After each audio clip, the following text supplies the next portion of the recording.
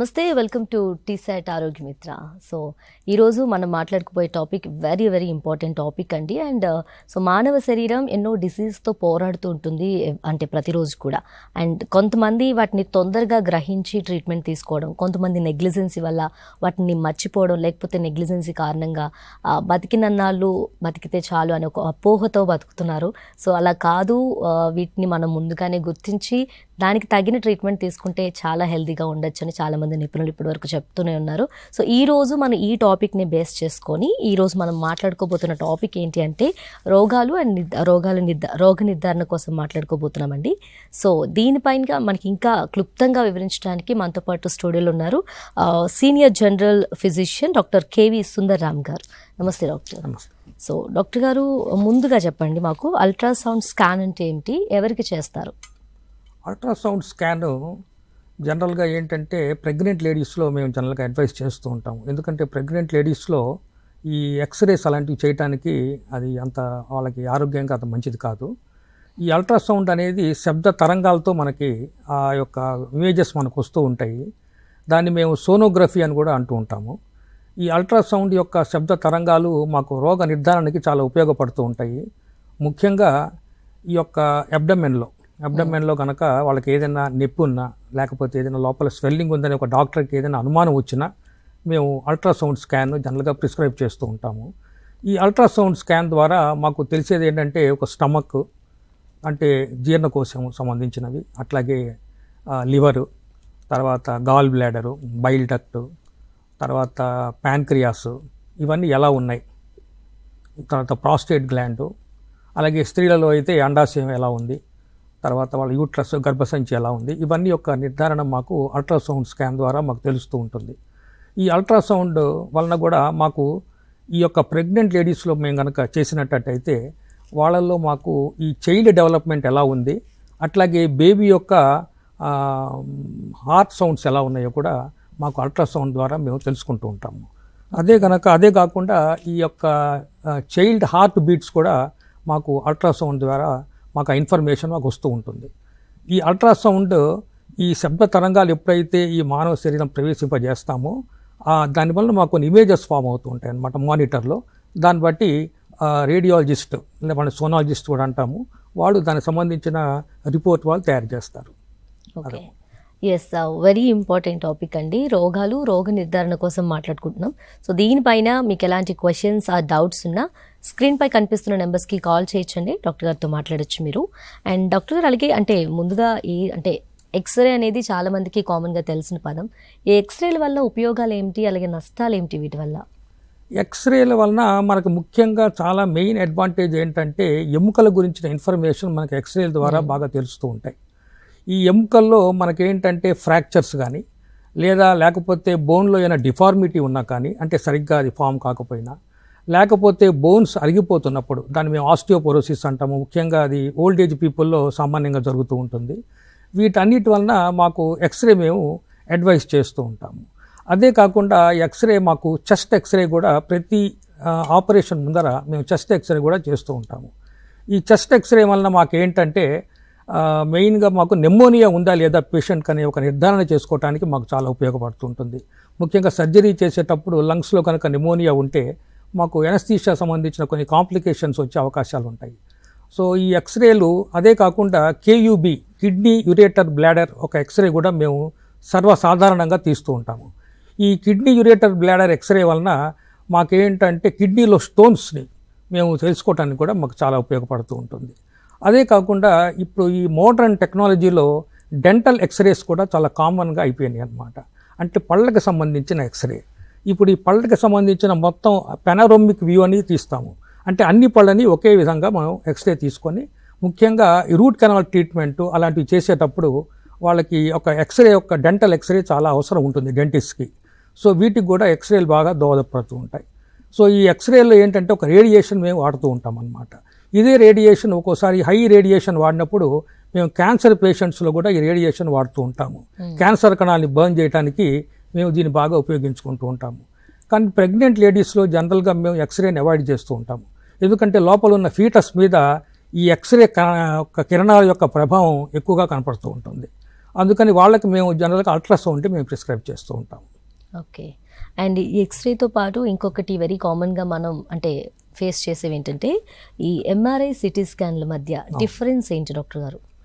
అంటే ఇప్పుడు CT scan అంటే ఏంటంటే కంప్యూటరైజ్డ్ టోమోగ్రఫీ అంటారు.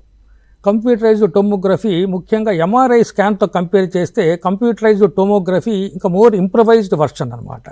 సో సిటీ స్కాన్లో మనకి ఏంటంటే ముఖ్యంగా మనకి తెలిసేది ఏంటంటే ఈ యొక్క ఇంటర్నల్ ఆర్గాన్స్, తర్వాత బోన్స్, ఇవన్నిటి కూడా మనం తెలుసుకునే అవకాశం ఉంటుంది. అవి ఎలా ఉన్నాయి ఏంటి, ఇంటర్నల్ ఆర్గాన్స్, అలాగే ఎముకలు, వీటన్నిటి మీద కూడా మనకు ఒక సరైన అవగాహన ఫామ్ కావడానికి ఈ సిటీ స్కాన్ ఉపయోగపడుతూ ఉంటుంది. ఎంఆర్ఐతో కంపేర్ చేస్తే సిటీ స్కాన్ ఎందుకు బెటర్ అంటే ఈ యొక్క సిటీ స్కాన్లో స్పేషియల్ రిజల్యూషన్ ఎక్కువగా ఉంటుంది.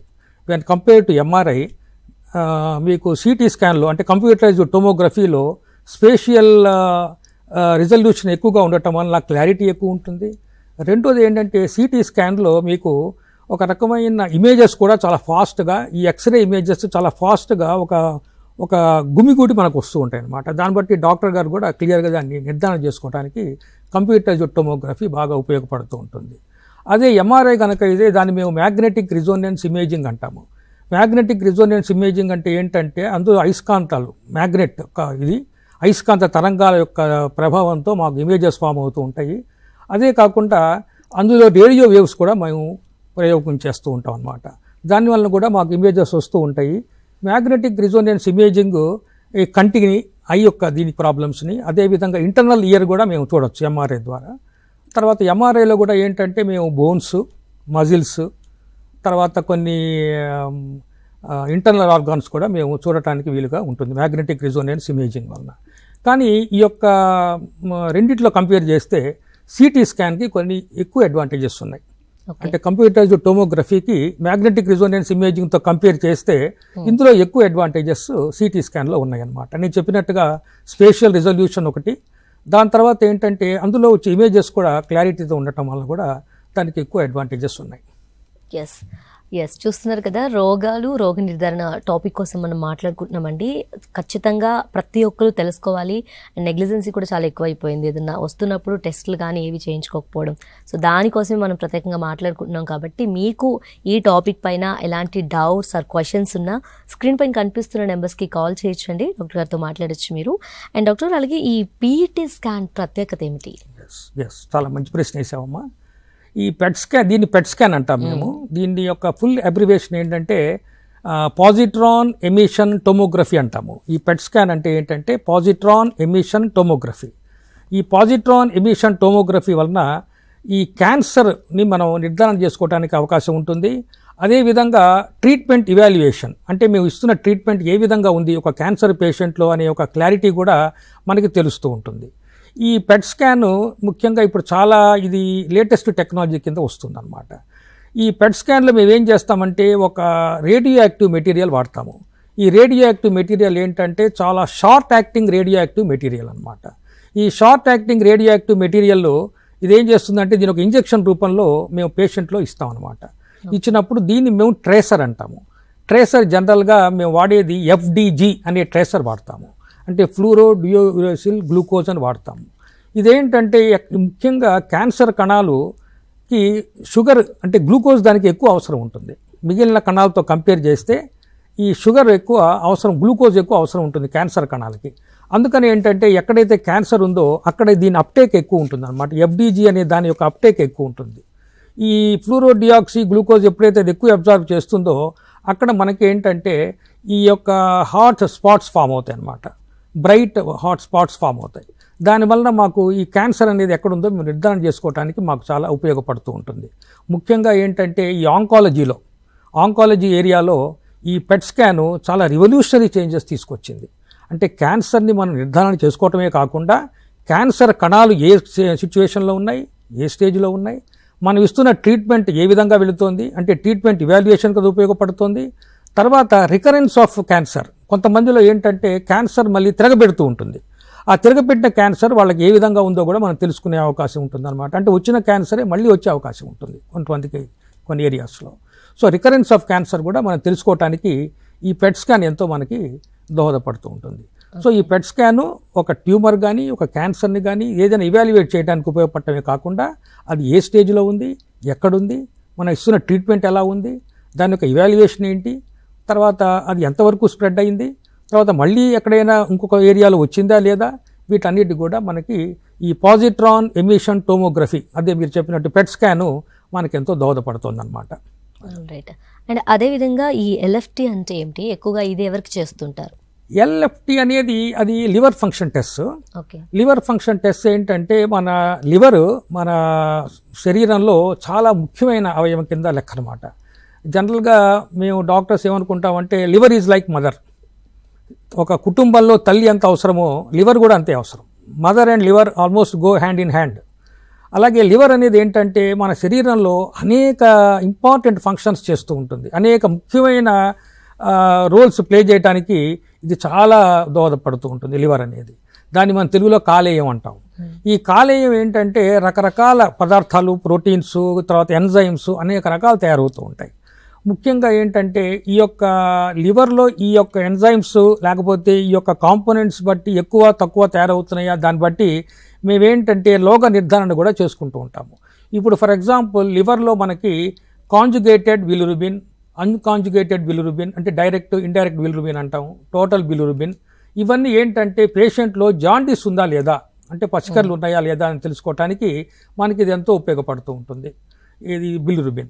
అదేవిధంగా అందులో మళ్ళీ కొన్ని ప్రోటీన్ కూడా తయారు చేసుకుంటూ ఉంటుంది లివర్. ఆల్బుమిన్ అనే ఒక ప్రోటీన్ తయారు చేస్తూ ఉంటుంది. ఈ ఆల్బుమిన్ కూడా ఎక్కువ ఉంటే కొన్ని ప్రాబ్లమ్స్ ఉన్నాయి, తక్కువ ఉంటే కూడా కొన్ని ప్రాబ్లమ్స్ ఉన్నాయి. సో అది ఏ విధంగా లివరు ఎలా పనిచేస్తుంది, దాని ఫంక్షన్స్ ఎలా ఉన్నాయి, దాని యొక్క పనిచేసే విధానం ఎలా ఉంది అనేది మనకి లివర్ ద్వారా తయారయ్యే అనేక కాంపోనెంట్స్ ద్వారా మేము నిర్ధారణ చేసుకుంటూ ఉంటాము. అలాగే గ్లోబులిన్ అనే ఇంకో ప్రోటీన్ కూడా తయారవుతూ ఉంటుంది.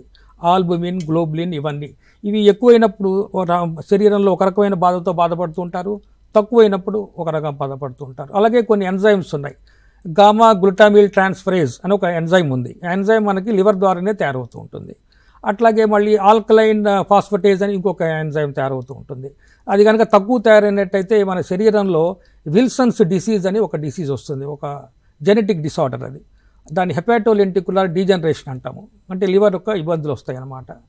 అదేవిధంగా గ్లోబులిన్ కనుక ఎక్కువ ఉన్నా తక్కువ ఉన్నా, ఆల్బుమిన్ తక్కువ ఉన్నా, ఇందాక నేను చెప్పినట్టుగానే డాక్టర్కి ఏంటంటే ఎప్పుడైతే లివర్ ఫంక్షన్ టెస్ట్ అతను చూస్తాడో, లేదా ఒక లేడీ డాక్టర్ ఎవరైనా చూసినా వాళ్ళకి ఏమిటంటే ఈ లివర్లో ఏ ప్రాబ్లం వాళ్ళు బాధపడుతున్నారు, ఇది శరీరంలో ఏ ఆర్గాన్కి సంబంధించి దీని యొక్క ఎఫెక్ట్ ఉంటుంది, దీని ఇంపాక్ట్ ఉంటుంది అనేది వాళ్ళు తెలుసుకొని ఆ విధంగా ట్రీట్మెంట్ ఇవ్వడానికి ఉపయోగపడుతుంది. లివరు మన శరీరంలో చాలా ముఖ్యమైన ఫంక్షన్స్ చేస్తూ ఉంటుంది. అందులో ముఖ్యమైనది ఏంటంటే మనలో టాక్సిక్ కెమికల్స్ని అది ఫిల్టర్ చేస్తూ ఉంటుంది. అదేవిధంగా లివర్ కూడా మనకి చాలా వరకు ఈ విటమిన్స్ని, మినరల్స్ని అది స్టోర్ చేసుకుంటూ ఉంటుంది. దానివల్ల కూడా ఎప్పుడైతే లివర్ ఇబ్బంది పడుతుందో మనం దానికి సంబంధించిన ట్రీట్మెంట్ ఇవ్వాల్సి వస్తుంది. ఇప్పుడు ముఖ్యంగా చాలా మోడర్న్ ఏజ్లో చాలామంది లివర్ ఫెయిల్యూర్తో బాధపడుతున్నారు. లివర్ డ్యామేజ్ అయిపోయి లివర్ పనిచేయక లివర్ సిరోసిస్తో కానీ లివర్ ఫెయిల్యూర్తో కానీ బాధపడుతున్నారు. ఇది సర్వసాధారణం అయిపోయిందనమాట. ముఖ్యంగా ఈ మోడర్న్ ఏజ్లో మన లైఫ్ స్టైల్లో చాలామంది ఆల్కహాల్ తీసుకోవటం వల్ల కూడా చాలామందికి ఏమవుతుందంటే ఈ లివర్ సంబంధించిన సమస్యలతో బాధపడుతున్నారు. ఈ లివర్ ఫెయిల్యూరు, ముఖ్యంగా సిరోసిస్ ఆఫ్ లివరు, తర్వాత ఫ్యాటీ లివర్ అని కూడా వస్తుంది. అంటే అందులో వాళ్ళు డిస్లైపిడిమియా అంటే ఫ్యాట్స్ డిజింటిగ్రేట్ లేదా ఫ్యాట్స్ డైజెస్ట్ అయ్యే కెపాసిటీ లేకపోవటం వలన వాళ్ళు ఫ్యాటీ లివర్తో బాధపడుతున్నారు. మీరు చాలాసార్లు చూసుంటారు అల్ట్రాసౌండ్ రిపోర్ట్లో ఫ్యాటీ లివర్ గ్రేడ్ 1, గ్రేడ్ 2 అని ఇస్తూ ఉంటారు.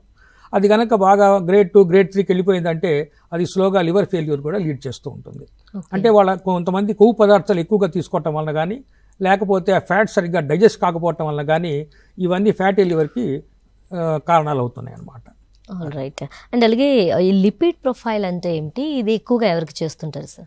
లిపిడ్ ప్రొఫైల్ ముఖ్యంగా ఏంటంటే మనకి బాడీలో ఫ్యాట్స్ ఎలా ఉన్నాయి అని తెలుసుకోవడానికి మనకి లిపిడ్ ప్రొఫైల్ బాగా ఉపయోగపడుతూ ఉంటుంది. ఈ లిపిడ్ ప్రొఫైల్లో మనకి అనేక కాంపోనెంట్స్ ఉన్నాయి. ముఖ్యంగా ఏంటంటే టోటల్ కొలెస్ట్రాల్, అంటే శరీరంలో టోటల్గా కొలెస్ట్రాల్ ఎంత ఉంది. మన శరీరంలో కొలెస్ట్రాల్ యొక్క ఇది జనరల్గా ఏంటంటే మనకి 200 కంటే తక్కువ ఉండాలి total cholesterol in the body. అదేవిధంగా ట్రైగ్లిసరైడ్స్ అని ఉన్నాయి. అట్లాగే ఎల్డిఎల్ అని ఉంది. ఎల్డిఎల్ అంటే ఏంటంటే low density lipoproteins. Low density lipoproteins అంటే వీటిని మనం బ్యాడ్ కొలెస్ట్రాల్ అంటాం మేము. అట్లాగే హెచ్డిఎల్ అని ఉంది, హైపోడెన్సిటీ లైపోప్రోటీన్స్, వాటిని మేము గుడ్ కొలెస్ట్రాల్ అంటాము. అదేవిధంగా విఎల్డిఎల్ అని ఉంది, very low density lipoproteins. So ఇవన్నీ ఏంటంటే డిఫరెంట్ టైప్స్ ఆఫ్ ఫ్యాట్, మనకి కొవ్వు పదార్థాలు రకరకాల దీంట్లో మనలో ఉంటుందన్నమాట. హెచ్డిఎల్ నేను చెప్పినట్టుగా గుడ్ కొలెస్ట్రాల్ కాబట్టి, గుడ్ కొలెస్ట్రాల్ మన శరీరంలో ఎంత ఎక్కువగా ఉంటే, ఎంత అధికంగా ఉంటే అది మన శరీరానికి అంత ఉపయోగపడుతూ ఉంటుంది. అదే కనుక బ్యాడ్ కొలెస్ట్రాల్ అంటే ఎల్డిఎల్ కనుక మనకి ఎంత తక్కువగా ఉంటే శరీరానికి అంత మంచిది. కానీ ఇప్పుడున్న చూస్తుంటే చాలామందికి గుడ్ కొలెస్ట్రాల్ తక్కువగా ఉంటుంది, బ్యాడ్ కొలెస్ట్రాల్ ఎక్కువగా ఉంటుంది. దానికి మళ్ళీ మనం ఎటార్వోస్టాటిన్స్ అని వాడాల్సి వస్తూ ఉంటుంది. ఈ స్టార్ వాస్ అని, రోజ్ వాస్ టాబ్లెట్స్ అని మేము రాస్తూ ఉంటాము. దానివల్ల ఏమవుతుందంటే ఈ గుడ్ కొలెస్ట్రాల్ కొంచెం పెరగటం, బ్యాడ్ కొలెస్ట్రాల్ తగ్గటం జరుగుతూ ఉంటుంది. మన యొక్క లైఫ్ స్టైల్ కూడా మెయిన్గా దీనికి కారణం. మనం తీసుకునే కొవ్వు పదార్థాలు ముఖ్యంగా ఏంటంటే, మనం చాలా బయట తిన్నప్పుడు కానీ బయట ఆహారంలో ఫ్యాట్స్ కానీ ఆయిల్స్ కానీ చాలా డిఫరెంట్ ఆయిల్స్ వాడుతూ ఉంటాము. దీనివల్ల కూడా ఏంటంటే మనకి రకరకాల ఇబ్బందులు రావటము, ఈ ఒంట్లో ఈ ఫ్యాట్ కంటెంట్ ఎక్కువ పెరగటం వల్ల కూడా ఈ లిపిడ్స్ ప్రాబ్లం వస్తున్నాయి. ముఖ్యంగా ఏంటంటే ఈ లిపిడ్ ప్రొఫైల్ టెస్ట్కి వెళ్ళినప్పుడు పేషెంట్ ఎంటీ స్టమక్తో వెళ్ళాలి. అతను ఎప్పుడైతే ఈ ఇన్వెస్టిగేషన్ కోసం వెళ్తాడో పేషెంట్ వెళ్ళిన లేడీస్ కానీ జెంట్స్ కానీ ఎవరు వెళ్ళినా కూడా వాళ్ళు ఎంటీ స్టమక్తో వెళ్ళాలి. అంటే ఏమి తినకుండా పరగడుపున వెళ్ళాలి ఈ టెస్ట్కి మటుకు. అప్పుడే మనం కరెక్ట్గా రోగ నిర్ధారణ జరుగుతుంది. Okay, all right. ఎస్, రోగ నిర్ధారణ కోసం మనం మాట్లాడుకుంటున్నామండి. సో దీనిపైన మీకు ఎలాంటి క్వశ్చన్స్ ఆర్ డౌట్స్ అని ఇంకేమైనా ఇన్ఫర్మేషన్ కావాలంటే డెఫినెట్గా మీరు స్క్రీన్పై కనిపిస్తున్న నెంబర్స్కి కాల్ చేయండి, డాక్టర్ గారితో మీరు మాట్లాడచ్చు అనమాట. అండ్ అలాగే డాక్టర్ గారు థైరాయిడ్ ప్రొఫైల్ ఎందుకు చేస్తారు? థైరాయిడ్ జనరల్గా ఇది లేడీస్లో చాలా కామన్. థైరాయిడ్ ప్రాబ్లమ్స్ జనరల్గా మీరు వినే ఉంటారు, లేడీస్లో ఉంటుంది. ముఖ్యంగా థైరాయిడ్ గ్రంథి మనకి ఇక్కడ నెక్ ఏరియాలో ఉంటుంది. ఇది మనకి అనేక రకాల మెటబాలిక్ యాక్టివిటీస్కి థైరాయిడ్ చాలా దోహదపడుతూ ఉంటుంది. ఈ థైరాయిడ్ గ్లాండ్ ఏంటంటే మనకి చాలా ఇంపార్టెంట్ హార్మోన్స్ని తయారు చేస్తూ ఉంటుంది. ముఖ్యంగా TSH అంటే థైరాయిడ్ స్టిమ్యులేటింగ్ హార్మోన్. ఈ థైరాయిడ్ స్టిమ్యులేటింగ్ హార్మోన్ అనేది మనకి పిట్యూటరీ గ్లాండ్, బ్రెయిన్లో పిట్యూటరీ గ్లాండ్ అని ఉంటుంది. ఆ పిట్యూటరీ గ్లాండ్ నుంచి ఇది తయారయ్యి ఇది మన థైరాయిడ్కి రీచ్ అవుతుంది ఈ హార్మోన్. ఈ థైరాయిడ్ స్టిమ్యులేటింగ్ హార్మోన్ చాలా చాలా ముఖ్యమైన హార్మోన్. ఎప్పుడైతే థైరాయిడ్ స్టిమ్యులేటింగ్ హార్మోన్ తక్కువగా తయారవుతుందో వాళ్ళల్లో హైపర్ థైరాయిడిజం ఉంటుంది. ఎప్పుడైతే థైరాయిడ్ స్టిమ్యులేటింగ్ హార్మోన్ ఎక్కువగా తయారవుతుంటుందో వాళ్ళల్లో హైపోథైరాయిడిజం ఉంటుంది. హైపర్ థైరాయిడిజం అంటే ఏంటంటే థైరాయిడ్ అనే గ్రంథి హైపర్ యాక్టివ్గా ఉంటుంది. ఎప్పుడైతే హైపోథైరాయిడిజంలో గ్రంథి చాలా డల్గా ఉంటుంది, ఇన్యాక్టివ్గా ఉంటుంది. సో ఈ థైరాయిడ్ గ్లాండ్ ఎక్కువగా ఉన్నప్పుడు మనం దాన్ని గ్రేవ్స్ డిసీజ్ అంటాము. ఈ హైపర్ థైరాయిడిజంలో నేను చెప్పినట్టుగా వాళ్ళకి ఎగ్జాప్థాల్మిక్ గాయిటర్ అనే ఒక ప్రాబ్లం ఉంటుంది. అంటే కళ్ళు వాళ్ళకు బిత్తర చూపులు చూస్తూ ఉంటారు. అంటే ఈ యొక్క విజన్లో వాళ్ళ విజన్ చూస్తున్నప్పుడు కన్ను ఆర్పకుండా ఒకే పక్కగా ఒక కన్ను ఆర్పకుండా చూస్తాను, ఎగ్జాప్థాల్మిక్ గాయిటర్ అంటాం మేము. అలాగే హైపోథైరాయిడిజంలో ఏంటంటే పేషెంట్ చాలా డల్గా ఉంటారు, వాళ్ళకి చాలా మెన్స్ట్రువల్ ప్రాబ్లమ్స్ కూడా ఉంటాయి. ఒకళ్ళ లేడీస్లో ఉన్నట్టయితే ఇర్రెగ్యులర్ సైకిల్స్ ఇవన్నీ ఉంటాయి. సో వాళ్ళలో డల్గా ఉండటము. తర్వాత హైపర్ థైరాయిడిజంలో మెయిన్గా పేషెంట్ ఒక వెయిట్ తగ్గుతూ ఉంటుంది, బరువు తగ్గుతూ ఉంటారు. అదే హైపోథైరాయిడిజంలో పేషెంట్ బరువు పెరుగుతూ ఉంటారు. వాడు ఎంతవరకు డల్ అయిపోతారంటే ఒక్కొక్కసారి వాడు నాలుక కూడా బయట పెడుతూ ఉంటారు, అంటే ఇట్లా డల్ అయిపోతారు అనమాట. ఈ హైపోథైరాయిడిజము, ఈ హైపర్ థైరాయిడిజము దీనివలన మనం తొందరగా కనుక్కోలేకపోతే వాళ్ళు చాలా అనేక మెటబాలిక్ యాక్టివిటీస్లో కూడా చాలా ఇబ్బందులు పడుతూ ఉంటారు. సో అందుకని మనం ఏంటంటే ఈ థైరాయిడ్ టెస్ట్లలో మేము ముఖ్యంగా T3 అంటే దాన్ని ట్రై ఐడోథైరోనిన్ అంటాము. అట్లాగే T4 టెట్రా ఐడోథైరోనిన్ అని, లేకపోతే థైరాక్సిన్ అని అంటాము. అట్లాగే TSH థైరాయిడ్ స్టిమ్యులేటింగ్ హార్మోన్. ఈ మూడింటిని మేము చూసుకుంటూ ఉంటాము. చాలా వరకు కొంతమందికి ఈ ప్రెగ్నెన్సీ రాకపోవటానికి కూడా థైరాయిడ్ ప్రాబ్లమ్స్ కూడా ఎంతో కారణాలు అవుతూ ఉంటాయి. ఈ థైరాయిడ్ ప్రాబ్లం కూడా ప్రెగ్నెన్సీ రాకపోవటానికి కూడా ముఖ్యంగా మ్యారేజ్ అయిన వాళ్ళల్లో ఒక 4-5 years వరకు కనుక రాకపోతే థైరాయిడ్ టెస్ట్ చేయించుకోవాల్సిన అవసరం ఎంతైనా ఉంటుంది. సో థైరాయిడ్ ఈ రోజుల్లో మోడర్న్ లైఫ్ స్టైల్లో చాలా మందిలో ఇది ఎక్కువగా కనపడుతుంది. ఇప్పుడు మేము కనుక థైరోనామ్ టాబ్లెట్స్ ప్రిస్క్రైబ్ చేస్తూ ఉంటాము, కానీ సర్వసాధారణంగా మేము ప్రాక్టీస్లో చూస్తుంటే ఈ ప్రాబ్లం చాలా చాలా ఎక్కువగా ఉంది, ఈ థైరాయిడ్కి సంబంధించిన ప్రాబ్లమ్స్. సో దీనికి చాలామంది అవగాహన పెంచుకొని థైరాయిడ్కి రెగ్యులర్గా టెస్టులు చేయించుకుంటే మనం ఎన్నో ప్రాబ్లమ్స్ మనం అవాయిడ్ చేయగలుగుతాము. All right. అండ్ అదేవిధంగా ఈ CBP B12 రక్త పరీక్షల వల్ల అసలు ఏంటి యూజ్ ఏంటి, ఏం తెలుస్తుంది అందులో? అంటే ఇది కంప్లీట్ బ్లడ్ పిక్చర్ అంటాము CBP. CBPలో మాకేంటంటే చాలా డీటెయిల్డ్ ఇన్ఫర్మేషన్ మాకు వస్తుంది రక్తాన్ని గురించి. రక్తంలో మనకి ఎర్ర కణాలు ఉంటాయి, తెల్ల కణాలు ఉంటాయి, ప్లేట్లెట్స్ ఉంటాయి. తర్వాత అవి ఏ కండిషన్లో ఉన్నాయి ఏమిటి అనేది కూడా మాకు తెలుస్తూ ఉంటుంది. దాని షేప్ ఎలా ఉంది, దాని మార్ఫాలజీ ఎలా ఉంది, వీటికి కూడా మాకు క్లియర్గా ఐడియా వస్తూ ఉంటుంది అనమాట ఈ కంప్లీట్ బ్లడ్ పిక్చర్లో. ఈ ఎర్ర కణాలు కనుక ఎక్కువగా ఉంటే, ఉన్న దానికంటే చాలా ఎక్కువగా ఉంటే అది బ్లడ్ క్యాన్సర్ని కూడా సూచిస్తూ ఉంటుంది అనమాట. దాన్ని మైలాయిడ్ లుకేమియా అంటాం మేము. లుకేమియా అంటే బ్లడ్ క్యాన్సర్. బ్లడ్ క్యాన్సర్లో ఏమవుతుందంటే తెల్ల కణాలు చాలా విపరీతంగా పెరుగుతూ ఉంటాయి. అలాగే ఎర్ర కణాలు తగ్గినప్పుడు కూడా మాకు చాలా ఇన్ఫర్మేషన్ వస్తూ ఉంటుంది, వాళ్ళల్లో బ్లడ్ ఎలా ఉంది ఏంటని. తర్వాత సిబిపిలో మాకు ముఖ్యంగా తెలిసేది ఏంటంటే హీమోగ్లోబిన్ లెవెల్స్. ముఖ్యంగా ఈ స్త్రీలలో మన ఇండియాలో హీమోగ్లోబిన్ చాలా తక్కువగా ఉంటుంది. వాళ్ళని మనం ఎనీమియా అంటాం అనమాట. అంటే వాళ్ళు ఎనీమియాతో బాధపడుతున్నారు. ఈ ఎనీమియా కూడా ఈ హెమోగ్లోబిన్ మనం తెలుసుకున్నట్టయితే వెంటనే వాళ్ళకి దాని తగ్గ ట్రీట్మెంట్ కనుక ఇస్తే ఎనీమియాని కూడా మనం అవాయిడ్ చేయొచ్చు. ముఖ్యంగా మన ఇండియన్ లేడీస్లో, ముఖ్యంగా రూరల్ బ్యాక్గ్రౌండ్ ఉన్న లేడీస్లో చాలామందికి సరిగ్గా పోషకాహారాలు వాళ్ళకి అందక చాలామందిలో ఈ ఎనీమియా ప్రాబ్లమ్స్ ఎక్కువగా కనపడుతున్నాయి. ఈ సిబిపి వలన, ఈ కంప్లీట్ బ్లడ్ పిక్చర్ వలన మనం ఇవన్నీ తెలుసుకోవచ్చు. అలాగే మీరు అడిగిన నెక్స్ట్ క్వశ్చన్ B12. B12 కూడా చాలా ముఖ్యమైన ఒక విటమిన్ అన్నమాట. అదేంటంటే మనకి బ్లడ్, తర్వాత నరాలకి ఉపయోగపడుతుంది. అలాగే B12 అనేది జెనెటిక్ మెటీరియల్, అంటే DNA తయారు కావడానికి ప్రతి కణంలో కూడా మనకి B12 చాలా ఉపయోగం అన్నమాట. ఎప్పుడైతే B12 కనుక తక్కువగా ఉంటుందో వాళ్ళకి మెగాలోబ్లాస్టిక్ ఎనీమియా అనే ఒక ఇబ్బందితో బాధపడతారనమాట. ఎనీమియాలో ఇది ఒక ఇంపార్టెంట్ క్లాసిఫికేషన్ అనమాట. దాన్ని మెగాలోబ్లాస్టిక్ ఎనీమియా అంటాము. ఈ మెగాలోబ్లాస్టిక్ ఎనీమియా రావటం వలన వాళ్ళలో ఏంటంటే తొందరగా అలసట, తర్వాత బలహీనంగా ఉండటం, ప్రతిదానికి వాళ్ళకి టైర్సమ్గా ఫీల్ కావటం, ఫెటీగ్నెస్, అంటే ఒక రకమైన ఇరిటేషను, ఇవన్నీ వాళ్ళకి ఉంటూ ఉంటాయి అన్నమాట. ఈ యొక్క B12 కనుక డెఫిషియెంట్గా ఉన్నప్పుడు, అంటే తక్కువగా ఉన్నప్పుడు వాళ్ళ శరీరంలో వాళ్ళకు ఒక రకమైన ఇరిటేషన్ ఎక్కువగా ఉంటుంది. తర్వాత వీక్నెస్ ఉంటుంది, తొందరగా ఏ చిన్న పని చేసినా కూడా అలసిపోతూ ఉంటారు. సో వాళ్ళకి మేము కనుక ఇది కనుక చేస్తే ఈ మెగాలోబ్లాస్టిక్ ఎనీమియాని మనం దాన్ని నివారించవచ్చు.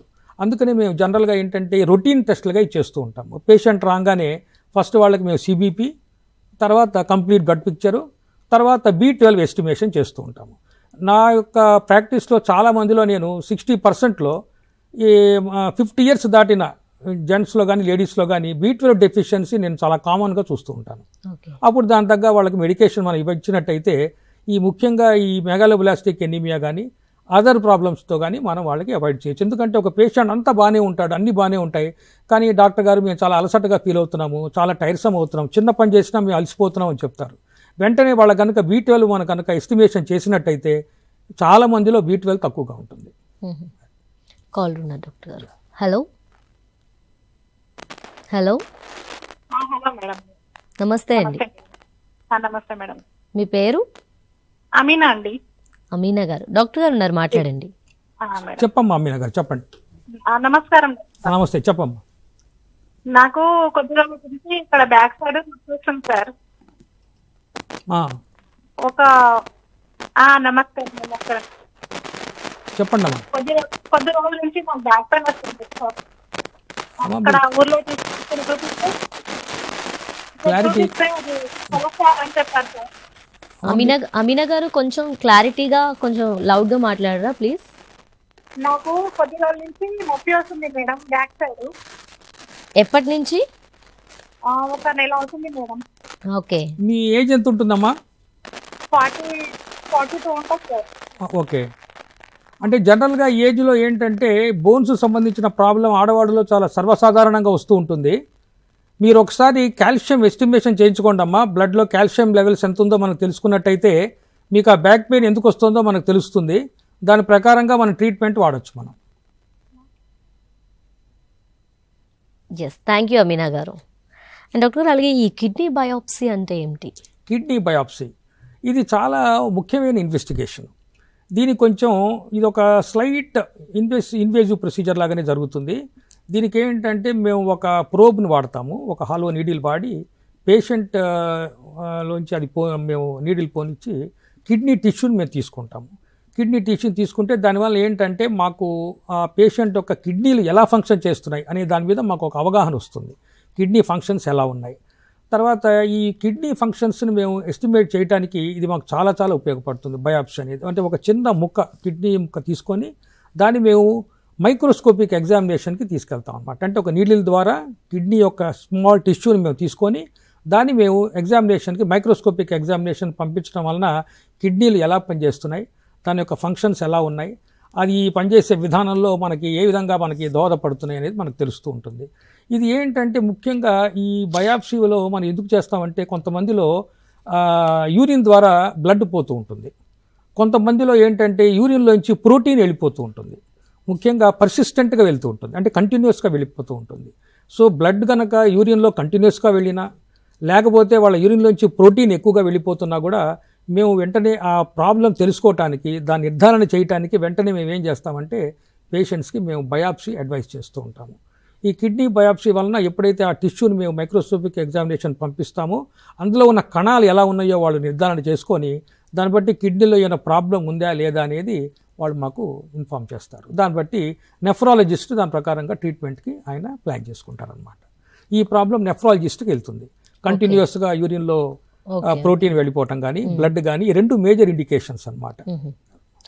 అండ్ అలాగే అదేవిధంగా డయాబెటీస్ నిర్ధారణలో ఈ HbA1c పరీక్షకి ఎందుకు అంత ఇంపార్టెన్స్ ఇస్తారు? HbA1c జనరల్గా ఏంటంటే మనకు అది టైప్ 2 డయాబెటీస్ నిర్ధారణకి చాలా ఉపయోగపడుతుంది. టైప్ 2 డయాబెటీస్ అంటే డయాబెటీస్లో రెండు రకాలు ఉన్నాయి, ఒకటి టైప్ 1 డయాబెటీస్, ఒకటి టైప్ 2 డయాబెటీస్. టైప్ 1 డయాబెటీస్ అంటే ఏంటంటే వాళ్ళు ఇన్సులిన్ డిపెండెంట్ డయాబెటీస్ మెలిటస్ అంటాము. అంటే ఏంటంటే వాళ్ళు కంటిన్యూస్గా ఇన్సులిన్ తీసుకోవాల్సిందే, అంటే వాళ్ళ శరీరంలో ఇన్సులిన్ అసలు తయారు కాదు. టైప్ 1లో వాళ్ళకి ఇన్సులిన్ ఉండదు కాబట్టి వాళ్ళు ఇన్సులిన్ ఇంజెక్షన్స్ తీసుకోవాల్సిందే. టైప్ 2 డయాబెటీస్లో ఏంటంటే వాళ్ళలో ఇన్సులిన్ తయారవుతూనే ఉంటుంది కానీ వాళ్ళు కొంచెం స్థూలకాయలుగా ఉంటారు, అంటే ఒబిసిటీ ఎక్కువ ఉంటుంది వాళ్ళల్లో. దానివల్ల ఏమవుతుందంటే వాళ్ళ శరీరంలో తయారయ్యే ఇన్సులిన్ వాళ్ళకి సరిపోయేంత ఇన్సులిన్ తయారు కాదు, శరీరానికి ఎంత అవసరమో అంత ఇన్సులిన్ తయారు కాకపోవటం వలన వాళ్ళకి మనం బయట ద్వారా OHA అంటాము, అంటే ఓరల్ హైపోగ్లైసెమిక్ ఏజెంట్స్ వాడతాం మేము, ముఖ్యంగా మెట్ఫార్మిన్ అలాంటివి మేము వాడుతూ ఉంటాము. ఇప్పుడు ఈ HbA1c ఏంటంటే మనకి ఒక యావరేజ్ బ్లడ్ గ్లూకోజ్ లెవెల్స్, అంటే మన బ్లడ్ షుగర్ ఎలా ఉంది అనేది ఒక 3 నెలల టైంలో యావరేజ్ ఎంత ఉందో అనేది మనకు తెలుస్తూ ఉంటుంది అనమాట ఈ HbA1c ద్వారా. ఈ HbA1cకి మనం చేయించుకోవాలంటే మనం ఏం ఫాస్టింగ్గా వెళ్ళాల్సిన అవసరం లేదు, ఇది మనం ఎప్పుడైనా చేయించుకోవచ్చు. HbA1c జనరల్గా ఏంటంటే 5.7 కంటే తక్కువ ఉంటే వాళ్ళలో డయాబెటీస్ లేనట్టే లెక్క. HbA1c రిపోర్ట్లో కనుక వాళ్ళకి కనుక 5.7 కనుక తక్కువగా % కంటే తక్కువ ఉంటే వాళ్ళలో డయాబెటీస్ లేనట్టే. 5.7 నుంచి 6.4 వరకు ఉన్నట్టయితే వాళ్ళు ప్రీ డయాబెటిక్ కండిషన్లో ఉన్నారనమాట, అంటే వాళ్ళల్లో డయాబెటీస్ వచ్చే లక్షణాలు కనపడుతున్నాయి, ఇంకా బయటికి రాలేదు, దాన్ని ప్రీ డయాబెటిక్ కండిషన్ అంటాం మేము. అంటే బిట్వీన్ 5.7 to 6.4. అదే కనుక 6.5 నుంచి అబవ్ ఉన్నవన్నీ డయాబెటీస్ కింద లెక్క, అంటే వాళ్ళు డయాబెటిక్గా కన్ఫర్మ్ అయిపోయారనమాట, అంటే వాళ్ళు నిర్ధారణ అయిపోయింది, వాళ్ళలో డయాబెటీస్ ఉందనేది కన్ఫర్మ్ అయిపోయింది. అంటే 5.7 కంటే తక్కువ ఉంటే ఉన్న నాన్ డయాబెటిక్, 5.7 to 6.4 కనుక ఉంటే వాళ్ళు pre diabetic condition, and 6.5 and above ఉంటే కనుక డయాబెటీస్ అని మనం తెలుసుకుంటూ ఉంటాం అనమాట. ఇది ఏ రకమైన ఆపరేషన్ చేస్తున్నా, ఏ రకమైన వాళ్ళకి ట్రీట్మెంట్ ఇస్తున్నా కూడా ఈ రిపోర్ట్ మాకు చాలా ఉపయోగపడుతూ ఉంటుంది.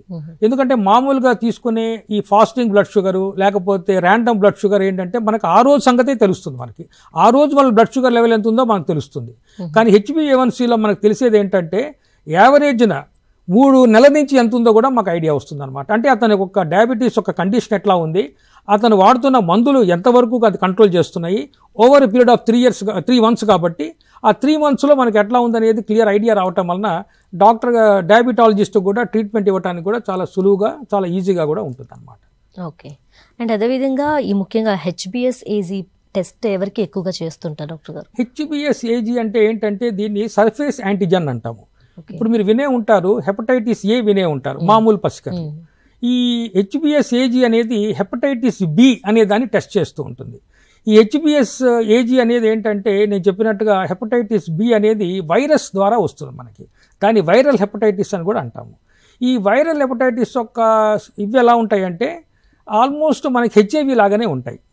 దాని సిమ్టమ్స్ కానీ అంటే లివర్ బాగా ఇబ్బంది, క్యాన్సర్గా రావటం లివర్కి, అదేవిధంగా పేషెంట్ వెయిట్ తగ్గటము, తర్వాత ఇందులో మెయిన్గా ఏంటంటే ఎయిడ్స్ లాగానే హెపటైటిస్ బి కూడా పర్సన్ టు పర్సన్ స్ప్రెడ్ అయ్యే అవకాశం ఉంది. అంటే ఒక భర్త కనుక హెపటైటిస్ బి ఉంటే ఈ యొక్క సెక్షువల్ కాంటాక్ట్ ద్వారా వైఫ్ కూడా వచ్చే అవకాశాలు ఉంటాయి. సో అందుకని ఏంటంటే మేము ఆపరేషన్స్ చేసేటప్పుడు ఈ హెపటైటిస్ బి ఉందా లేదో కూడా మేము నిర్ధారణ చేసుకుంటూ ఉంటాము. హెపటైటిస్ బి కనుక వాళ్ళకి పాజిటివ్ కనుకుంటే, అంటే ఇప్పుడు చెప్పినట్టుగా HbS-AG కనుక పాజిటివ్ ఉన్నట్టయితే మేము జనరల్గా వాళ్ళకి వాడే ఎక్విప్మెంట్ మేము ఇంకోళ్ళకి వాడే అవకాశం ఉండదు. అందుకని మేము హాస్పిటల్స్లో కానీ వీటిలో కానీ వాళ్ళకి చెప్తాం అనమాట. ఏమనంటే మీకు కనుక ఈ ప్రాబ్లం ఉంటే మీకు ఛార్జెస్ కూడా ఎక్కువ అవుతాయి, ఎందుకంటే ఆ ఎక్విప్మెంట్ మేము మళ్ళీ ఇంకోళ్ళకి వాడటానికి వీలేదు, ఆ ఎక్విప్మెంట్ మేము డిస్కార్డ్ చేయాల్సి ఉంటుంది. సో అందుకని ఏంటంటే హెపటైటిస్ బి కంపల్సరీగా ప్రతి ఆపరేషన్ కంటే ముందర మ్యాండేటరీగా మేము ఈ HbS-AG టెస్ట్ చేస్తూ ఉంటాము. దీనికే సర్ఫేస్ యాంటీజెన్ అని కూడా అంటారు, సర్ఫేస్ యాంటీజెన్ టెస్ట్ అంటారు దీన్ని మేము. ఈ హెపటైటిస్ బి ఇప్పుడు బాగా ప్రాబల్యంలోకి వచ్చేసింది, ఎక్కువగా ఉంది చాలా సమాజంలో. దీనికి వ్యాక్సిన్ కూడా మనకి అవైలబుల్గా ఉంది హెపటైటిస్ బికి. ఈ హెపటైటిస్ బి కూడా 3 డోసెస్గా తీసుకోవాలి మనం. ఫస్ట్ డోస్, సెకండ్ డోస్, థర్డ్ డోస్గా తీసుకుంటున్నాము. ఈవెన్ ఫారిన్ కంట్రీస్కి వెళ్ళే స్టూడెంట్స్ కూడా కంపల్సరీగా హెపటైటిస్ బి తీసుకోవాల్సిందే. అంటే వ్యాక్సినేషన్ షెడ్యూల్లోనే వాళ్ళకి ఇచ్చారు. వాళ్ళు ఫారిన్ కంట్రీస్కి స్టూడెంట్స్గా వెళ్తున్నప్పుడు చాలామంది స్టూడెంట్స్ మమ్మల్ని అడుగుతూ ఉంటారు, సార్ మాకు హెపటైటిస్ బి వ్యాక్సినేషన్ మాకు ప్రొవైడ్ చేయాలి, యూనివర్సిటీ వాళ్ళు అడుగుతున్నారని చెప్పి. అదేవిధంగా పిల్లలకు కూడా ప్రైమరీ ఇమ్యునైజేషన్ షెడ్యూల్లో కూడా ఈ యొక్క హెపటైటిస్ బి మేము యాడ్ చేసామన్నమాట. అంటే పిల్లలు పుట్టంగానే మేము hepatitis B first dose provide చేస్తున్నాము. అలాగే 3 డోసెస్ లాగా తీసుకోవాలి. ఓకే. సో హెపటైటిస్ బి అనేది ఇప్పుడు చాలా జాగ్రత్తగా ఉండాలి. తర్వాత ప్రతి ఆపరేషన్ కంటే ముందర మ్యాండేటరీగా మేము ఈ టెస్ట్ చేస్తూనే ఉన్నాము. హెపటైటిస్ బి కంపల్సరీగా చేస్తాం మేము. All right. ఎస్, రోగాలు, రోగ నిర్ధారణ అనే అంశం కోసం మనం మాట్లాడుకుంటున్నామండి. సో దీనిపైన మీకు ఎలాంటి questions, doubts or any enquiry మీరు జస్ట్ మీకు స్క్రీన్పై కనిపిస్తున్న నెంబర్స్కి కాల్ చేయండి. చక్కగా మీరు డాక్టర్ గారితో మాట్లాడచ్చు అనమాట. అండ్ డాక్టర్, అలాగే ఈ ఎండోస్కోపీ, కొలనోస్కోపీ ఈ టెస్టుల ద్వారా మనకి ఏం తెలుస్తుంది అసలు? ఇప్పుడు ఎండోస్కోపీ చాలా ఇంపార్టెంట్ ఇన్వెస్టిగేషను. అందులో ఏంటంటే ఎండోస్కోపీలో మనకి ఈ అప్పర్ GI ఎండోస్కోపీ అంటాము, అప్పర్ గ్యాస్ట్రోఇంటెస్టైనల్ ఎండోస్కోపీ అని. అదేంటంటే మనకి ఏదైనా వోకల్ కార్డ్స్ పెరాలసిస్ కానీ, అంటే మనకి ఇక్కడ మాట్లాడడానికి వీలుగా మనకు వోకల్ కార్డ్స్ అని ఉంటాయి. ఆ వోకల్ కార్డ్స్లో పెరాలసిస్ అంటే పక్షవాతం వచ్చిన ఆ కార్డ్స్కి, లేదా మనకి ఏమైనా థ్రోట్ ట్యూమర్స్ ఉన్నా కూడా అవన్నీ తెలుసుకోవటానికి వాటికి మేము ఇది వాడుతూ ఉంటాము. ఇందులో ఏంటంటే తర్వాత అప్పర్ గ్యాస్ట్రోఇంటెస్టైనల్ దీంట్లో కూడా అల్సర్స్ ఏమైనా ఉన్నాయా, మాసెస్ ఉన్నాయా, లేకపోతే ఏమైనా లీషియన్స్ ఉన్నాయా, ఈ అల్సరేషన్ ఉందా, ఇది కూడా మనం తెలుసుకుంటూ ఉంటాము. ఇదేంటంటే ఒక ఫ్లెక్సిబుల్ ట్యూబ్ ఉంటుంది, అందులో ఒక లైటెడ్ కెమెరా ఉంటుంది అట్ ది ఎండ్. ఈ ఎండోస్కోప్ చాలా ఫ్లెక్సిబుల్గా ఉండటం వల్ల ఎట్లా అంటే మౌల్డ్ అవుతూ ఉంటుంది. దానివల్ల గ్యాస్ట్రోఎంటరాలజిస్ట్ పూర్తిగా నిర్ధారణ చేసుకోవడానికి ఆయనకి అవకాశం ఉంటుందన్నమాట. ఇందులో ఏంటంటే మనకి ఇది చాలా ఇంపార్టెంట్ ఇన్వెస్టిగేషన్స్ చేస్తుంది. అందులో ఏంటంటే ఫస్ట్ మనకి క్యాన్సరు, తర్వాత ట్యూమర్స్, మూడోది ఏంటంటే ఈసోఫేజియల్ వ్యారిసెస్ అంటాము. ఈసోఫేజియల్ వ్యారిసెస్ అంటే ఏంటంటే మనకి యొక్క ఈసోఫేగస్ యొక్క వాల్స్ దగ్గర బాగా ఈ వెయిన్స్ ఏదైతే ఉన్నాయో థిక్కెన్ అవుతాయి అనమాట. ఇది ఈసోఫేజియల్ వ్యారిసెస్ అంటాము. అలాగే ఈసోఫేజియల్ స్ట్రిక్చర్స్ అంటాం. అంటే ఏంటంటే ఈసోఫేగస్ నేరో అయిపోతుంది, స్టెనోసిస్ అంటాం, అంటే నేరో అయిపోతుంది. దాన్ని కూడా కనుక్కోవటానికి కూడా మనకి ఎండోస్కోపీ ఎంతో దోహదపడుతూ ఉంటుంది. ఈ యొక్క ఎండోస్కోపీ ఈ రోజుల్లో చాలా కామన్ అయిపోయింది. ఎందుకంటే మనం తీసుకునే ఆహారం, మనం తీసుకునే ఉండే లైఫ్ స్టైల్ వలన అనేక రకాల మనం బయట జంక్ ఫుడ్ తినటం వల్ల కూడా చాలామందికి అల్సర్స్తో బాధపడుతున్నారు. అల్సరేషన్స్ చాలా కామన్ అయిపోయినాయి. ఇప్పుడు మనకి ఎట్లాగైతే క్యాన్సరు, ట్యూమర్స్ కామన్ అయిపోయినాయో అల్సర్స్ కూడా అలాగే కామన్ అయిపోయినాయి. ఈ అల్సర్స్ నిర్ధారణ చేయడానికి కూడా మనకి ఎండోస్కోపీ చాలా దోహదపడుతుంది. తర్వాత నెక్స్ట్ మీరు అడిగింది కోలనోస్కోపీ. కోలనోస్కోపీ ఏంటంటే మనకి లార్జ్ ఇంటెస్టైన్స్ అది మనం వ్యూ చేయడానికి చాలా ఉపయోగపడుతుంది. అలాగే బవెల్ క్యాన్సర్ని కూడా నిర్ధారణ చేసుకోవడానికి కూడా మనకి ఇది చాలా ఉపయోగపడుతుంది కోలనోస్కోపీ. కోలనోస్కోపీ అనేది అది కూడా ఒక ఫ్లెక్సిబుల్ ట్యూబ్, అది దాన్ని కూడా మనం ఒక లైటెడ్ కెమెరా ఉంటుంది దానికి, అది విధంగా పంపించి మనం లోపల ఉన్నవి మనం అబ్జర్వ్ చేయడానికి ఉపయోగపడుతుంది. లార్జ్ ఇంటెస్టైన్స్లో ముఖ్యంగా బవెల్ క్యాన్సర్ అవి నిర్ధారణ చేసుకోవచ్చు. అందులో ఒకవేళ కోలంలో పాలిప్స్ లాంటివి ఉన్నా కూడా, క్యాన్సర్ ఉన్నా కూడా మనం తెలుసుకునే అవకాశం ఉంటుంది. జనరల్గా మేము కోలనోస్కోపీ ఏంటంటే మోషన్లో కంటిన్యూస్గా బ్లడ్ రావటం, లేదా వాళ్ళల్లో ఏంటంటే ఒక రీజన్ లేకుండా, అంటే ఒక కారణం లేకుండా వాళ్ళు డయోరియాతో బాధపడటం, అంటే మోషన్స్తో కంటిన్యూస్గా బాధపడుతూ ఉంటారు. లేకపోతే వాళ్ళల్లో ఏమి రీజన్ లేకుండా కడుపులతో నొప్పితో బాధపడుతూ ఉంటారు, అంటే అబ్డామినల్ పెయిన్. ఈ 3 కారణాల వలన మేము కోలనోస్కోపీ పేషెంట్స్లో మేము అడ్వైస్ చేస్తూ ఉంటాము. ముఖ్యంగా ఏంటంటే అబ్డామినల్ పెయిన్, అట్లాగే డయోరియా, అన్ఎక్స్ప్లెయిన్డ్ డయోరియా అంటే మనం దానికి ఒక పర్టికులర్ కారణం, ఒక పర్టికులర్ ఎటియాలజీ, ఒక పర్టికులర్ రీజన్ అంటూ ఏమి ఉండదు అనమాట. తర్వాత మూడోది ఏంటంటే దీనివల్ల ఏమైనా క్యాన్సర్ ఉందా కూడా మేము కనుక్కోవటానికి కూడా, బవెల్ క్యాన్సర్ ఏమైనా ఉందా కనుక్కోవటానికి కూడా మేము కోలనోస్కోపీ అది మేము చేస్తూ ఉంటాము. ఈ విధంగా ఎండోస్కోపీ అండ్ కోలనోస్కోపీ మనకి ఒక జీర్ణకోశంలో జరిగే అనేక ఇబ్బందులు మనం కనుక్కోవడానికి ఉపయోగపడుతుంది అనమాట. ఓకే. అండ్ అదేవిధంగా మనం ఎక్కువగా వినేది ఈసీజీ. ఈసీజీ అంటే ఏంటి డాక్టర్ గారు? ఈసీజీ అంటే ఎలక్ట్రోకార్డియోగ్రామ్. ఎలక్ట్రోకార్డియోగ్రామ్లో ఏమవుతుందంటే మన గుండె కూడా ఒక చుట్టూ దానికి ఒక ఎలక్ట్రికల్ యాక్సిస్ ఉంటుంది, గుండెకి చుట్టూ ఒక ఎలక్ట్రికల్ యాక్సిస్. సో ఎలక్ట్రికల్ యాక్సిస్ని ఈసీజీ అనేది కనుక్కుంటుంది అనమాట, ఎలక్ట్రోకార్డియోగ్రామ్. ఈ ఎలక్ట్రోకార్డియోగ్రామ్లో మాకు ముఖ్యంగా తెలిసేది ఏంటంటే ఏదైనా అంతకుముందు వాళ్ళకి ఏమైనా హార్ట్ అటాక్ లాంటివి వచ్చినాయా, అంటే ఏమైనా చెస్ట్ పెయిన్ అలాంటివి వచ్చినాయా అనేది మేము కనుక్కోగలుగుతాం అనమాట. ఈసీజీ ద్వారా వాళ్ళకి అంతకుముందు వచ్చిన హార్ట్ అటాక్స్ కూడా మేము కనుక్కుంటుంటాం. దాన్ని ఏమంటామంటే మేము మయోకార్డియల్ ఇన్ఫార్క్షన్ అంటాము, అంటే ఎంఐ అంతకుముందు పాస్ట్ హిస్టరీలో వాళ్ళకి వచ్చిందా, ఇంతకుముందు ఎప్పుడైనా వచ్చిందా అనేది కూడా. అందుకనే ఎప్పుడైనా పేషెంట్స్ చాలా మంది గుర్తుపెట్టుకోవాల్సింది ఏంటంటే ఈసీజీలు చాలా జాగ్రత్తగా దాచుకోవాలి.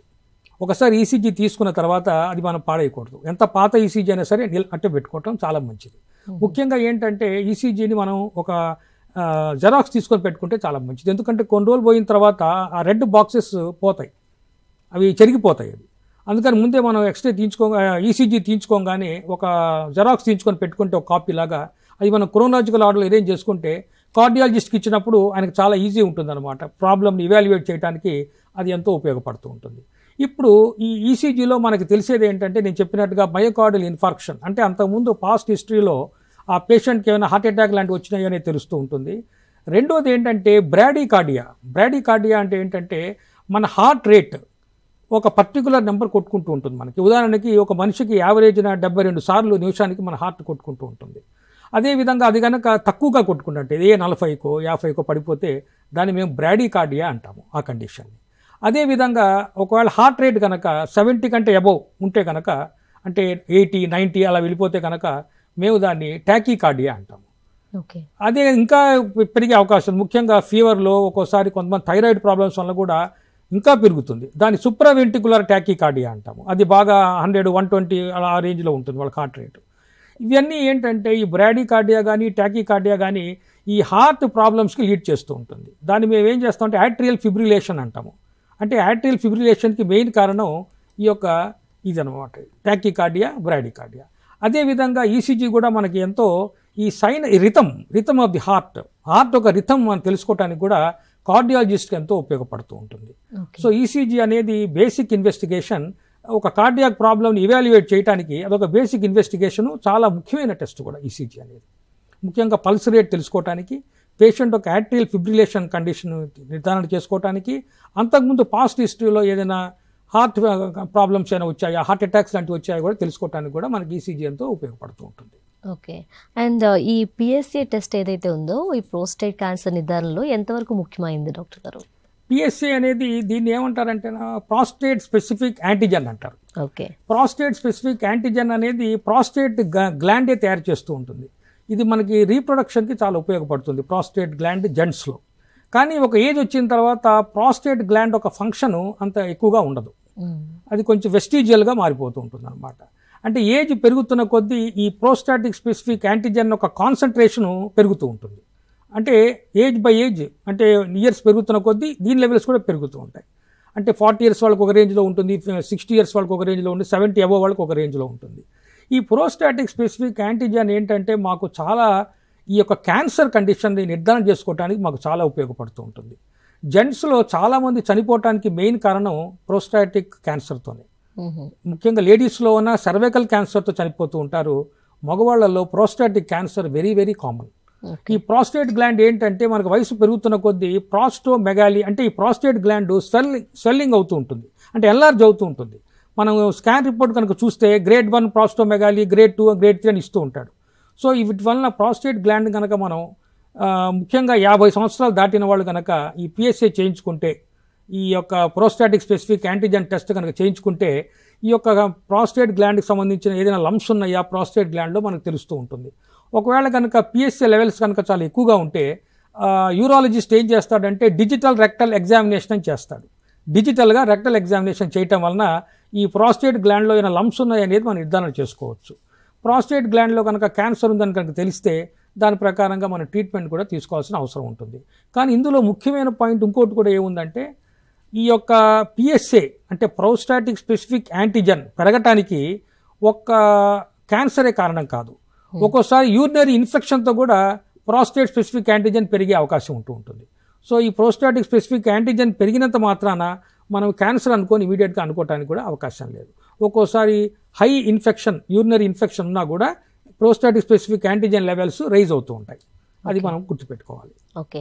And so as well bone density పరీక్ష అంటే ఏంటి డాక్టర్ గారు? ఇది ఎవరికి చేస్తుంటారు ఎక్కువగా? బోన్ డెన్సిటీ టెస్ట్ అనేది జనరల్గా ఏంటంటే మనం ఒక ఓల్డేజ్ వచ్చిన తర్వాత బోన్స్లో ఏంటంటే నెమ్మదిగా బోన్స్ అరిగిపోతూ ఉంటాయి. బోన్స్లో చాలా కాంప్లికేషన్స్ వస్తూ ఉంటాయి. ముఖ్యంగా ఆర్థరైటిస్ అని, ఆస్టియోపోరోసిస్ అని అనేక కాంప్లికేషన్స్ వస్తూ ఉంటాయి. జనరల్గా ఇవన్నీ పోస్ట్ మెనోపాజ్ అంటే మెనోపాజ్ స్టేజ్ దాటిన స్త్రీలలో చాలా కామన్గా మేము చూస్తూ ఉంటాం ఆస్టియోపోరోసిస్ ఇలాంటివి. ఈ బోన్ డెన్సిటీ కనుక చేయటం వలన ఏమవుతుందంటే మనకి బోన్స్ పరిస్థితి ఏమిటో మనకు అర్థమవుతుంది. ఇది చేయడానికి చాలా రకాల టెస్టులు మేము చేస్తూ ఉంటాం. ముఖ్యంగా ఎక్స్రే తీస్తాము. అలాగే డెక్సా అని ఒక టెస్ట్ ఉంది. అంటే ఏంటంటే అది డ్యూయల్ ఎనర్జీ ఎక్స్రే అబ్జార్ప్టివిటీ అని చేస్తూ ఉంటాము. డెక్సా అంటాం దాన్ని. ఆ డెక్సా ప్రొసీజర్ ద్వారా కూడా మనం అబ్జార్ప్టిమెట్రీ తెలుసుకొని అబ్జార్ప్టిమెట్రీ వలన ఏది డ్యూయల్ ఎనర్జీ ఎక్స్రే అబ్జార్ప్టిమెట్రీ వలన కూడా ఈ డెక్సా ప్రాసెస్తో కూడా మనం తెలుసుకునే అవకాశం ఉంటుంది. అదేంటంటే బోన్ యొక్క మినరల్ కంటెంట్ ఎలా ఉంది, బోన్ యొక్క పటిష్టత ఎలా ఉంది, దాని యొక్క డెన్సిటీ వలన దాని యొక్క బలం ఎంతవరకు ఉంది, అది మన శరీరం యొక్క బరువుని ఎంతవరకు కాపాడగలుగుతుంది, ఈ యొక్క స్కెలిటల్ ఫ్రేమ్వర్క్ని అది ఎంతవరకు ప్రొటెక్ట్ చేయగలుగుతుంది, ఇవన్నీ మనం తెలుసుకునే అవకాశం ఉంటుంది. సో ఈ బోన్ డెన్సిటీ టెస్ట్లు ఇప్పుడు చాలా సర్వసాధారణం అయిపోయినాయి. ముఖ్యంగా ఎవరైనా కనుక 70 సంవత్సరాలు దాటిన వాళ్ళకి వచ్చినప్పుడైతే జనరల్గా డాక్టర్స్ ఈ బోన్ డెన్సిటీ టెస్ట్ రాస్తున్నారు.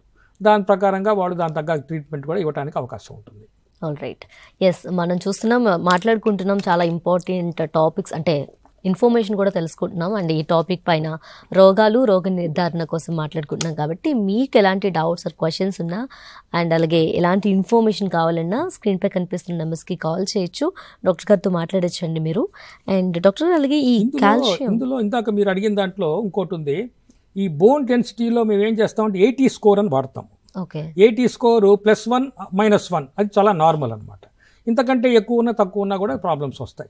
సో మేము దాన్ని 80 స్కోర్ ద్వారా మేము నిర్ధారణ చేస్తూ ఉంటాము. -1 +1 ఆ విధంగా నిర్ధారణ జరుగుతుంది. All right. అండ్ ఈ ఫీమేల్ ఆర్ మేల్ ఎవరితో సంబంధం లేకుంటే కాల్షియం అనేది చాలా ఇంపార్టెంట్ అందరికీ.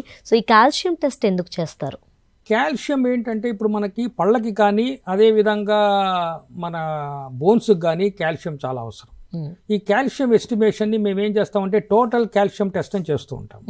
దీనికి ఏంటంటే మేము టైట్రేషన్ ఈడిటీ అనే టైట్రేషన్ స్టాండర్డైజ్డ్ సొల్యూషన్తో చేస్తూ ఈ యొక్క కాల్షియం ఎస్టిమేషన్ చేస్తూ ఉంటాం. జనరల్గా శరీరంలో మానవ శరీరంలో కాల్షియము 9 నుంచి 11 మిలీగ్రామ్స్ ఉండాలి 100 ml ఆఫ్ బ్లడ్లో. ఎప్పుడైతే ఇది ఇంతకంటే తక్కువ ఎప్పుడైతే ఉంటుందో వాళ్ళలో చాలా ప్రాబ్లమ్స్ వస్తాయి. ముఖ్యంగా టెటనీ అని వస్తుంది, అంటే వేళ్ళు కొంగర్లు పోవటం, వేళ్ళు ముడుచుకుపోవటం, ఈ ప్రాబ్లమ్స్ అన్ని మేము చూస్తూ ఉంటాము.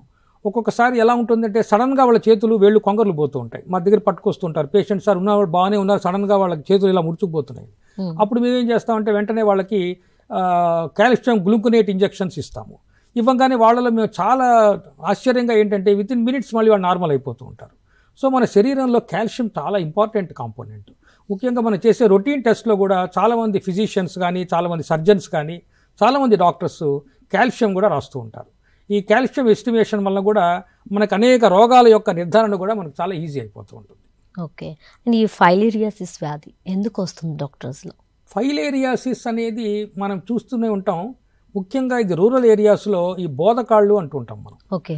బోధకాళ్ళు ఫైలేరియాసిస్ అవి ఏంటంటే జనరల్గా ఎక్స్ట్రిమిటీస్లో వస్తూ ఉంటుంది. శరీరం ఒక ఎక్స్ట్రిమిటీస్ అంటే కాళ్ళు, చేతుల్లో కూడా రావచ్చు కొంతమందికి. అలాగే హైడ్రోసిల్ అని కూడా మీరు వినే ఉంటారు. తర్వాత టెస్టికులర్ టిష్యూ, టెస్టికల్స్లో కూడా వస్తూ ఉంటుంది. ఇది ఒక దోమకాటు వలన వస్తూ ఉంటుంది. మెయిన్గా ఇదేంటంటే ఉక్రేరియా బ్యాంక్రాఫ్టై అనే ఒక క్రిమి వలన మనకి ఈ ప్రాబ్లం వస్తూ ఉంటుంది.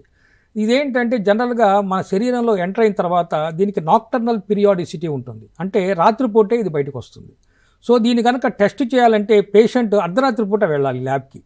అంటే నైట్ 10 o'clock నుంచి మార్నింగ్ 2 o'clock లోపల మనం ఆ బ్లడ్ తీసినప్పుడే అది మనకి లభించే అవకాశం ఉంటుంది.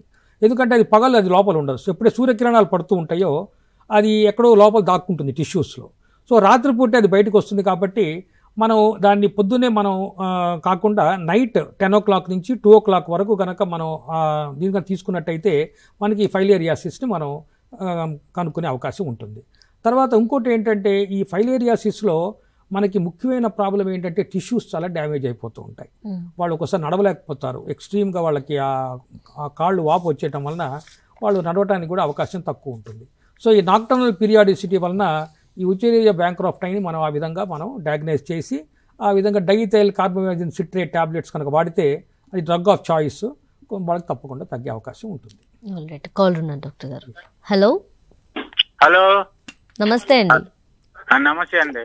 మీ పేరు? ఆదినారాయణ. యా డాక్టర్ గారు ఉన్నారు, మాట్లాడండి. మాట్లాడతాను. హలో చెప్పండి ఆయన గారు. నమస్కారం అండి. నమస్కారం అండి, చెప్పండి. ఏమండి నాకు ప్యాసు రేత్రి 5-6 సార్లు లెగవాల్సి వస్తుందండి. నాకు షుగర్ ఉంది. రేత్రి కొంచెం నిద్ర డిస్టర్బ్గా ఉంటుందండి. ఓకే.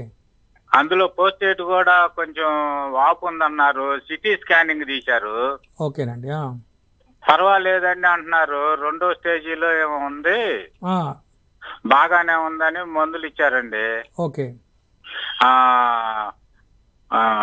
పోస్టేట్ ఇది సిటీ స్కానింగ్ తీశారండి ముమ్మాటు. ఇప్పుడు సిటీ స్కానింగ్ తీస్తే ఏమన్నా తేడా నష్టం ఏమన్నా ఉందండి? సిటీ స్కాన్ వల్ల మీకే నష్టమే ఉండదు. యాక్చువల్గా ఏంటంటే ఈ ప్రోస్టేట్ గ్లాండ్ అంటే ఈ ప్రోస్టేట్ గ్లాండ్ ఎన్లార్జ్ కావటం వల్ల అంటే సైజ్ పెరగటం వలన మీకు ఏమవుతుందంటే యూరిన్ ఫ్రీక్వెంట్గా వెళ్లాల్సి వస్తూ ఉంటుంది. రెండోది ఏంటంటే మీకు టోటల్గా ఇవాక్యువేషన్ జరగదు. అంటే యూరిన్ టోటల్గా బాడీలోంచి బయటకు వెళ్ళదు, కొంచెం రెసిడ్యూ ఉండిపోతూ ఉంటుంది యూరిన్ శరీరంలోనే. దానివల్ల మీకు ఏంటంటే ఫ్రీక్వెంట్గా యూరినేషన్ వెళ్లాల్సిన అర్జీ ఉంటుంది అనమాట, వెళ్ళాలనే ఫీలింగ్ ఉంటుంది మీలో. అదే కాకుండా మీకు డయాబెటీస్ కూడా దీనికి కలవటంతో మీకు ఇది ఎక్కువగా ఉంది ఈ ప్రాబ్లము. ఇప్పుడు మీకు షుగర్ లెవెల్స్ ఎలా కంట్రోల్లో ఉన్నాయా? 180 ఉంటుందండి. 180, 170. ఏది తిన్న తర్వాత? తిన్న తర్వాత 180 అంటే పర్వాలేదు, కంట్రోల్లోనే ఉంది. మీరు ఒకసారి యూరాలజిస్ట్ ని కలవండి, వాళ్ళు మీకు కరెక్ట్ గా వాళ్ళు చెప్పగలుగుతారు. ఎందుకంటే ఈ ప్రాస్టేట్ గ్లాండ్ కి సంబంధించిన ప్రాబ్లమ్స్ యూరాలజిస్ట్ అయితే మీకు పర్ఫెక్ట్ గా చేస్తారు. ఒకసారి వెళ్ళేటప్పుడు ఈ సిటీ స్కాన్ రిపోర్ట్ తో పాటు అల్ట్రాసౌండ్ అబ్డమెన్ కూడా చేయించుకోండి. సరేనండి. నమస్కారం. నమస్కారం. థ్యాంక్ యూ ఆదినారాయణ గారు, థ్యాంక్ యూ. అండ్ అలాగే ఈ ట్రేకియాస్టమీ అంటే ఏంటి డాక్టర్ గారు? ట్రకియోస్టమీ ఇది కూడా చాలా ఇంపార్టెంట్ టెస్ట్ కాదు, ఇది ఒక ఇంపార్టెంట్ ట్రీట్మెంట్ కూడా. ఎందుకంటే ఒకసారి వెంటిలేటర్ మేము ఎక్కువ రోజులు వెంటిలేటర్ మీద ఒక పేషెంట్ పెట్టినప్పుడు చాలా కాంప్లికేషన్స్ వస్తాయి. ముఖ్యంగా ఇంటెన్సివ్ కేర్ యూనిట్లో ఐసీయూలో ఒక పేషెంట్ మేము ఎక్కువ రోజులు అధికంగా పెట్టినప్పుడు వాళ్ళల్లో కాంప్లికేషన్స్ ఎక్కువగా రావటం వల్ల మేము వెంటనే వాళ్ళని ట్రకియోస్టమీలోకి మారుస్తూ ఉంటాం. ఈ ట్రకియోస్టమీలో ఏంటంటే మేమేం చేస్తామంటే ఒక చిన్న హోల్ చేస్తామన్నమాట. ఇది ఒక ఇన్వేజివ్ ప్రొసీజరు. ట్రకియా అంటే విండ్ పైప్కి ఒక చిన్న హోల్ చేస్తాము. దానివల్ల వాళ్ళకి ఏమవుతుందంటే ఎయిర్వే ఇంక్రీజ్ అవుతుంది, ఎయిర్వే స్పేస్ పెరుగుతుంది అనమాట. తర్వాత దానివల్ల పేషెంట్కి కూడా ఆక్సిజన్ పీల్చుకునే అవకాశం ఎక్కువగా ఉంటుంది. ఈ ట్రకియోస్టమీ చాలామందికి ఈ లైఫ్ సేవింగ్ ప్రొసీజర్ కూడా. ఒక్కోసారి మేము ఎమర్జెన్సీ ప్రొసీజర్గా కూడా ఇది చేయాల్సి ఉంటుంది. సో ఒక సరి అయిన కొన్ని ఎమర్జెన్సీ సిచ్యువేషన్స్లో మేము ట్రకియోస్టమీ కూడా చేయాల్సి ఉంటుంది. ఎందుకంటే పేషెంట్ని లైఫ్ సేవింగ్ ప్రొసీజర్ కింద కూడా మేము తీసుకున్నాం అనమాట ఈ ట్రకియోస్టమీ. ముఖ్యంగా వెంటిలేటర్ మీద ఉన్న పేషెంట్స్ని అధిక రోజులు ఉండటం వలన వచ్చే కాంప్లికేషన్స్ వలన మేము చాలామంది వెంటిలేటర్ మీద ఉన్న పేషెంట్ని ట్రకియోస్టమీలోకి మార్చేస్తుంటాము. ఈ ట్రకియోస్టమీలో కూడా ఈ ప్రొసీజర్ కూడా ఇప్పుడు చాలా సునాయాసంగా చేస్తున్నారు. ఈ సర్వసాధారణం అయిపోవడంతో ఐసీయూలో కూడా దీనికి సంబంధించిన ప్రొసీజర్స్లో కూడా చాలా మార్పులు వచ్చినాయి ఇప్పుడు. ఓకే. అండ్ ఈ 2D ఎకో ఏదైతే ఉందో దీని స్పెషాలిటీ ఏంటి డాక్టర్ గారు? 2D ఎకో ఇది చాలా ఇంపార్టెంట్ టెస్ట్. ఇదేంటంటే మన హృదయ కవాటాలు, హార్ట్ వాల్వ్స్, అలాగే హార్ట్ ఛాంబర్స్, ఈ రెండింటి యొక్క ఇన్ఫర్మేషను, తర్వాత బ్లడ్ ఫ్లో, ఈ 3 మాకు తెలుస్తుంటాయి. అంటే 2D ఎకో కలర్ డాప్లర్ అంటాం మేము. కలర్ డాప్లర్ ద్వారా మాకు ఈ యొక్క blood flow, heart valves, heart chambers, ఈ 3 యొక్క ఫంక్షన్స్ మాకు తెలుస్తూ ఉంటాయి. ముఖ్యంగా ఈసీజీ కంటే కూడా ఇది మోర్ అడ్వాన్స్డ్ అనమాట 2D ఎకో. ఇది మేము రొటీన్ టెస్ట్లో, కార్డియాక్ రొటీన్ టెస్ట్లో 2D ఎకో కూడా మాకు చాలా కంపల్సరీ అండ్ మ్యాండేటరీ ఇన్వెస్టిగేషన్గా మేము టేకప్ చేస్తూ ఉంటాము. ఈ 2D ఎకో చేయించుకున్నప్పుడు మాకు ఎప్పుడైతే ఏదైనా ప్రాబ్లమ్స్ కనపడితే వాళ్ళల్లో మిట్రల్ వాల్యూ కానీ అయోటిక్ వాల్యూ కానీ లేకపోతే ట్రైకస్పిడ్ వాల్యూలో కానీ ఏమైనా ప్రాబ్లమ్స్ ఉన్నా అంటే వాళ్ళ వాల్వ్స్లో కాంప్లికేషన్స్ ఉన్నట్టుగా మాకు ఎప్పుడైతే తెలిసిపోతుందో దాని తగ్గట్టుగా కార్డియాలజిస్ట్ దాని దగ్గర మెజర్మెంట్స్ తీసుకుంటూ ఉంటారు. వాళ్ళు ఏం చేయాలనేది ఇంకా 2D ఎకోకి కార్డియాలజిస్ట్ కూడా ఉంటారు అక్కడ. వాళ్ళు దాన్ని నిర్ధారణ చేసుకొని దాని ప్రకారంగా వాళ్ళు ప్లాన్ చేస్తారు. ముఖ్యంగా మనకి బ్లడ్ ఫ్లో కూడా తెలుస్తూ ఉంటుంది. బ్లడ్ ఫ్లో ఎలా ఉంది, తర్వాత హార్ట్ ఛాంబర్స్ ఒకవేళ ఏవైనా వాటిల్లో ఎన్లార్జ్మెంట్ ఉందా, హార్ట్ ఛాంబర్స్ ఎలా ఫంక్షన్ చేస్తున్నాయి అనే యొక్క ప్రాపర్గా తెలుసుకోవడానికి కూడా మనకి 2D ఎకో ఎంతో దోహదపడుతూ ఉంటుంది. ఓకే, ఎస్, రోగాలు రోగ నిర్ధారణ అనే అంశం కోసం మాట్లాడుకుంటున్నామండి. సో దీనిపైన మీకు ఎలాంటి డౌట్స్ ఆర్ క్వశ్చన్స్ ఉన్నా స్క్రీన్పై కనిపిస్తున్న నెంబర్స్కి కాల్ చేయొచ్చు, మీరు డాక్టర్ గారితో మాట్లాడచ్చు అనమాట. అండ్ ఈ కార్డియాక్ ఎంజైమ్ల వివరణ ఏంటి డాక్టర్ గారు? కార్డియాక్ ఎంజైమ్స్ ఏంటంటే మనకి ఏదైనా హార్ట్లో ప్రాబ్లం వచ్చినప్పుడు కానీ, హార్ట్ సంబంధించిన ఇంజురీస్ జరిగినా కానీ, లేకపోతే ఏమైనా హార్ట్ అటాక్ వచ్చినా కానీ వెంటనే శరీరంలోకి కొన్ని ఎంజైమ్స్ వచ్చేస్తాయి అన్నమాట. బ్లడ్లో కొన్ని ఎంజైమ్స్ వచ్చేస్తాయి. ఇది చాలా ముఖ్యమైన టెస్ట్. దీన్ని కార్డియాక్ ఎంజైమ్స్ అంటాము. ఇది కార్డియాలజిస్టులు చాలా దీనికి ఇంపార్టెన్స్ ఇస్తూ ఉంటారు. అదేంటంటే అందులో మనకి ముఖ్యంగా 3 ఉన్నాయి కార్డియాక్ ఎంజైమ్స్. ఒకటి ఏంటంటే కార్డియాక్ ట్రోపోనిన్ అని ఒకటి ఉంది, ఇంకోటి ఉన్న క్రియాటిన్ కైనేస్ అని ఒకటి ఉంది, మూడోది ఉన్న మయోగ్లోబిన్ అని ఒకటి ఉంది. ఈ 3టిని కార్డియాక్ ఎంజైమ్స్ అంటాము.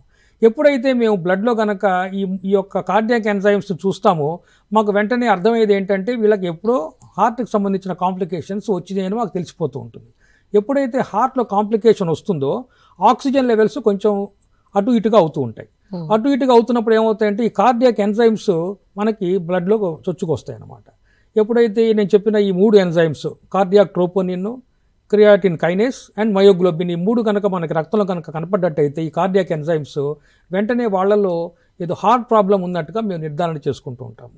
ఇది కూడా చాలా important investigation cardiac enzymes. Okay, ఈ యాంజియోగ్రామ్ ఎవరికి చేయాలి, దీని వివరణ ఏమిటి? యాంజియోగ్రామ్ మీకు చాలా సర్వసాధారణం అయిపోయింది. ఇప్పుడు ఎలా ఉందంటే ఈవెన్ చిన్నపిల్లలు కూడా యాంజియోగ్రామ్ గురించి చెప్తున్నారు. ఎందుకంటే ఈ యాంజియోగ్రామ్లో మనకి ఏంటంటే ముఖ్యంగా ఈ యొక్క హార్ట్ సంబంధించిన కరోనరీ ఆర్టరీస్ అవి బ్లాక్ అయినాయా, కరోనరీ ఆర్టరీస్ ఏవైనా నేరోగా అయిపోయినాయా అంటే స్టెనోసిస్ ఒకవేళ బ్లాక్ అయినా లేకపోతే నేరోగా అయినా కూడా మనకి ఈ ప్రాబ్లమ్స్ని మనకు నిర్ధారణ చేయడానికి ఈ యొక్క యాంజియోగ్రామ్ మనకి ఎంతో ఉపయోగపడుతూ ఉంటుంది. ఈ యాంజియోగ్రామ్లో మనకి ఏంటంటే ముఖ్యంగా మనం తెలుసుకోవాల్సింది, ఎప్పుడైతే దీన్ని క్యాట్ ల్యాబ్లో చేస్తాం మేము, క్యాట్ ల్యాబ్లో దీని యొక్క ట్రీట్మెంట్ని ఇస్తామన్నమాట. యాంజియోగ్రామ్లో కనుక ఏదైనా ప్రాబ్లం కనుక మనకు కనపడితే అంటే కరోనరీ ఆర్టరీస్లో ఏమైనా బ్లాక్స్ ఉన్నాయి లేకపోతే కరోనరీ ఆర్టరీస్లో ఏమైనా నేరోగా అయిపోయినాయి అనుకున్నప్పుడు వెంటనే మేము దాని తగ్గ మెజర్స్ తీసుకుంటాము. కొంతమందిలో స్టెంట్ అంటే యాంజియోప్లాస్టీ చేస్తాము, స్టెంట్స్, కొంతమందికి ఓపెన్ హార్ట్ సర్జరీ కూడా, కొంతమంది బైపాస్ సర్జరీ ఇలాంటివన్నీ చేస్తూ ఉంటాము. ఈ యొక్క కార్డియాలజిస్టులు జనరల్గా వీటిని ఇవాల్యుయేట్ చేస్తూ ఉంటారు. ఈ ప్రాబ్లమ్స్ మెయిన్గా ఈ రోజుల్లో చాలా కామన్ అయిపోతున్నాయి. మనం తీసుకునే ఆయిల్ కానీ మనం తీసుకునే ఫ్యాట్స్ కానీ దీనివల్ల మన రక్తనాళాల్లో ముఖ్యంగా కరోనరీ ఆర్టరీస్లో బ్లాక్స్ వస్తే రక్త ప్రసారం జరగడానికి కొన్ని ఇబ్బందులు జరగటం వలన వెంటనే పేషెంట్లో ఒక రకమైన ఆయాసం, బ్రెత్లెస్నెస్, తర్వాత చెస్ట్లో ఏదో కంజెషన్, చెస్ట్లో ఏదో హెవీనెస్, ఇలాంటి కాంప్లికేషన్స్తో బాధపడుతూ ఒక ఎమర్జెన్సీ సిచ్యువేషన్లో కార్డియాలజిస్ట్ దగ్గరికి వస్తూ ఉంటారు. సో అలాంటప్పుడు మాకు కార్డియాలజిస్ట్ ఎప్పుడైతే వీళ్ళలో ఏదో ప్రాబ్లం ఉందని గ్రహిస్తాడో వెంటనే వాళ్ళకి యాంజియోగ్రామ్ చేస్తాం అనమాట.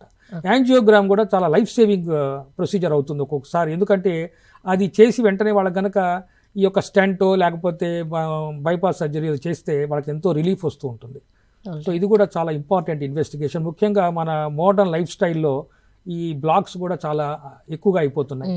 అదే కాకుండా మన ఇండియన్ రేస్లో కూడా మన రక్తనాళాలు కూడా చాలా సన్నగా ఉంటాయి. నేను కంపేర్ టు ఆఫ్రికన్ రేస్తో కంపేర్ చేస్తే మన ఇండియన్ రేస్, అందుకని మన ఇండియాని క్యాపిటల్ ఆఫ్ హార్ట్ అటాక్స్ అంటాం. ఇది క్యాపిటల్ అనమాట హార్ట్ అటాక్స్కి. ఇండియాలో ఉన్నన్ని హార్ట్ ప్రాబ్లమ్స్ ఆల్మోస్ట్ ఏ దేశాల్లో లేవనేది జనరల్గా అందరూ అనే మాట. దీనికి కారణం ఏంటంటే మన ఇండియన్ రేస్లోనే బ్లడ్ వెసల్స్ చాలా నేరోగా ఉంటాయి. సో అందువల్ల దీనికి మనకి హార్ట్ ప్రాబ్లమ్స్ వచ్చే అవకాశాలు ఎక్కువగా ఉన్నాయి. ఇంకొక కాల్ ఉన్నారు డాక్టర్ గారు. హలో హలో హలో, నమస్తే అండి. నా పేరు సవిత. ఓకే, మాట్లాడండి, డాక్టర్ గారు ఉన్నారు. నమస్కారం అమ్మా. నమస్తే సార్. చెప్పండి. నాకు ఈ తలలో నరాలు ఊగుతున్నట్టుగా అనిపిస్తున్నాయి సార్. తలలో ఇట్లా నరాలు స్ట్రెచ్ అవుతున్నట్టుగా, ఇట్లా ఊగుతున్నట్టుగా అనిపిస్తున్నాయి. మీకు నిద్ర బాగా పడుతుందా? మీకు నిద్ర పడుతుంది సార్, నిద్ర పట్టినప్పుడు కూడా అట్లనే అవుతుంది. ఆహా. మీకు నిద్ర డిస్టర్బెన్స్ కానీ ఏం లేదు, లేకపోతే మీకు ఏమైనా ఫిట్స్ లాంటివి ఏమైనా ప్రాబ్లం ఉందా? ఏం లేదు సార్. ఏం లేదు. ఏమైనా వామిటింగ్ సెన్సేషన్ ఏమైనా ఉందామా? వాంతి అయ్యేటట్టుగా అట్లా అనిపిస్తుంటుందా, కళ్ళు తిరుగుతున్నట్టుగా అలా? అది ఎప్పుడో నిద్ర లేనప్పుడు అట్లా అనిపిస్తుంది సార్, నిద్ర బాగా పోతే ఏమనిపించదు. ఓకే అమ్మా.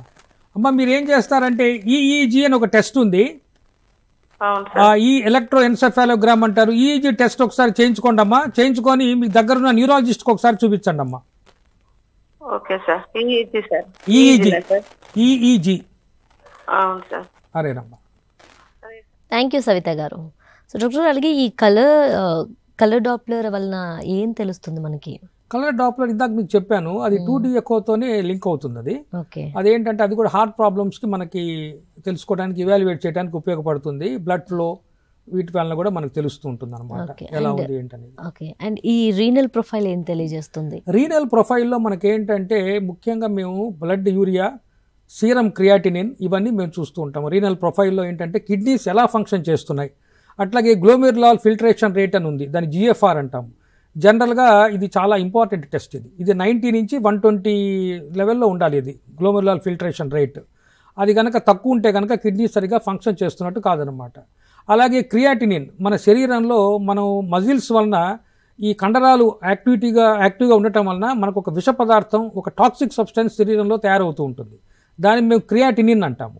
ఆ క్రియాటిన్ కనుక మనకు కనుక ఎక్కువగా ఉంటే కనుక కిడ్నీలు దెబ్బతిన్నట్టే లెక్క. అది కనుక నెమ్మదిగా అది 1 నుంచి 4, 5, 6 కనుక స్టేజ్ దాటిందంటే వాళ్ళకి మేము డయాలసిస్ ప్రిస్క్రైబ్ చేస్తాం. అంటే వాళ్ళు డయాలసిస్ చేయించుకోవాలంటే వాళ్ళ బ్లడ్ని మనం ప్యూరిఫై చేయాలి. లేకపోతే ఆ టాక్సిక్ సబ్స్టెన్స్ వలన శరీరంలో చాలా హానికరమైన ఇబ్బందులు వస్తూ ఉంటాయి. సో అలాగే విధంగా బ్లడ్ యూరియా కూడా చాలా, అది కూడా waste substance, nitrogenous waste substance. అది కూడా శరీరం నుంచి బయటకు వెళ్ళిపోవాలి. అది మనకి జనరల్గా 40 లోపల ఉండాలి. ఆ 40 కనుక దాటితే వెంటనే వాళ్ళు కూడా కిడ్నీ ప్రాబ్లమ్స్ వచ్చినట్టుగా మేము డయాగ్నైజ్ చేస్తాము. ముఖ్యంగా ఆపరేషన్స్ చేసేటప్పుడు కనుక క్రియాటినిన్ లెవెల్స్ బాగా హైగా ఉంటే మేము జనరల్గా క్రియాటినిన్ కంట్రోల్ అయ్యేదాకా మేము చేయడానికి కొంచెం ఇబ్బందిగా ఉంటుంది. ఎందుకంటే వాళ్ళలో చాలా కాంప్లికేషన్స్ వచ్చే అవకాశాలు ఉంటాయి కిడ్నీ ప్రాబ్లమ్స్. అండ్ అదేవిధంగా ఈ హిమోడయాలసిస్ ఎవరికి చేస్తారు? హిమోడయాలసిస్ ముఖ్యంగా కిడ్నీ ఫెయిల్ అయిన వాళ్ళకి చేస్తాము. రీనల్ ఫెయిల్యూర్ కండిషన్లో ఉన్న వాళ్ళకి ఏం చేస్తామంటే ఇంకా బ్లడ్ అంతా బయటకు వచ్చి ప్యూరిఫై అయ్యి మళ్ళీ వాళ్ళలోకి వెళ్తుంది. ఈ డయాలసిస్కి ఏంటంటే దీన్ని హెమోడయాలసిస్ అంటాము.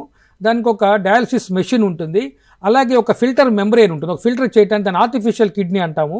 ఈ ఆర్టిఫిషియల్ కిడ్నీ ద్వారా వాళ్ళకి ఫిల్టర్ అయ్యి అందులో నుంచి వేస్ట్ సబ్స్టెన్సెస్ అలాగే ఎక్సెస్ వాటర్ కూడా మేము అల్ట్రా ఫిల్ట్రేషన్ ద్వారా తీసేస్తారు. హెమోడయాలసిస్ వలన ఆ కిడ్నీ ఫెయిల్యూర్ పేషెంట్లో వాళ్ళకి ఎంతో ఇది ఉపయోగకరంగా ఉంటుంది హెమోడయాలసిస్. అది ఆల్మోస్ట్ వాళ్ళు వారానికి 3 సార్లు దాకా చేయించుకోవాలి dialysis. Okay. And so doctor గారు ఫైనల్గా అంటే ఈ మనం మాట్లాడుకున్న టాపిక్ ఇస్ వెరీ ఇంపార్టెంట్ కదా. సో చాలామంది నెగ్లిజెన్సీకి ఎక్కువ అయిపోతుంది ఆ పీపుల్లో. సో ఏదన్నా డిసీజ్ కనబడుతున్నా దాన్ని పట్టించుకోకపోవడం, అంటే టెస్టులు చేయించుకోకపోవడం, సో వాళ్ళకి మీరు ఏం చెప్తారు ఫైనల్గా? నేను ఒకటే చెప్తాను, చాలా మందిలో ఏంటంటే ఒక అపోహ ఉంది. ఏంటంటే డాక్టర్లు టెస్టులు రాశారంటే ముందే ఒక నెగిటివ్ ఫీలింగ్తో మొదలు పెడతారు. అది నేను చాలా దానికి ఎగనెస్ట్గా ఉన్నాను. డాక్టర్ కనుక టెస్ట్ రాసినప్పుడు తప్పకుండా మీరు చేయించుకోవాలి. ఎందుకని ఇప్పుడు చాలామంది హెల్త్ ఇన్సూరెన్స్ అది కూడా తీసుకుంటున్నారు. ఇంకోటి ఏంటంటే ఇన్వెస్టిగేషన్ చేయకపోవటం వలన డాక్టర్లకి నిర్ధారణ చేయడానికి చాలా ఇబ్బందులు వస్తాయి. రోగ నిర్ధారణ చేయాలి. ఇప్పుడు చూడండి, చిన్న తలనొప్పి వస్తుంది. ఆ తలనొప్పి అనేది దేని వల్లైనా రావచ్చు. ఇప్పుడు బ్రెయిన్ ట్యూమర్ అయినా కావచ్చు, లేదా మన కంటికి ఏమైనా రిఫ్రాక్టివ్ ఎర్రర్ ఆఫ్ ఐ అంటే మనకి కళ్ళు సరిగా కనపడకపోయినా కూడా మనకి హెడేక్ వస్తూ ఉంటుంది. సో అది దేని వల్ల వస్తుంది అనేది డాక్టర్ తెలుసుకోవాలంటే వాళ్ళు కొన్ని టెస్ట్ మనకు రాస్తారు. ఆ నెగిటివ్ ఫీలింగ్ మనం పోగొట్టుకొని డాక్టర్ గారు చెప్పంగానే ఆ టెస్ట్ చేయించుకొని ఆ రిపోర్ట్స్తో డాక్టర్ గారి దగ్గరికి వెళ్తే మీకు తప్పకుండా మంచి జరుగుతుంది అనేది నా అభిప్రాయం. ఏదో కొన్ని స్ట్రే కేసెస్ ఉండొచ్చు. నేను అంత మాత్రాన మీరు ఇన్వెస్టిగేషన్ చేయించుకోకుండా ఉన్నట్టయితే చాలా ఇబ్బందులు పడతారనేదే నా భావన. థ్యాంక్ యూ డాక్టర్ గారు, థ్యాంక్ యూ సో మచ్.